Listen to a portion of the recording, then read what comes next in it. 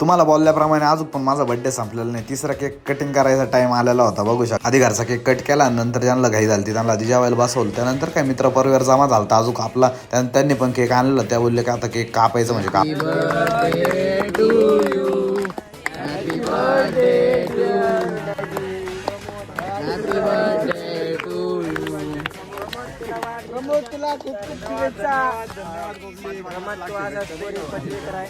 पुन्हा एकदा तुम्हाला थँक्यू मित्रांनो. पोरांना म्हटलं खूप टाइम झालेला जेवायला, बसून घ्या पहिले. तर पोरांना पूर्ण जेवण वगैरे वाढलं, त्यांना पोटभर जेवण केलं. त्यानंतर काय पोरं म्हणे चल गावात चक्कर मारून यायची, तो बड्डे आहे विशेष करून टाकू. त्यानंतर काय पोरांसोबत सगळ्या गेलो, म्हटलं एक चक्कर मारायला जाऊ. तर बघू शकता पोरं एकदम जोरात रापरूप चाललेलं होतं, एकदम मस्त आरडत ओरडत मज्जा करीत.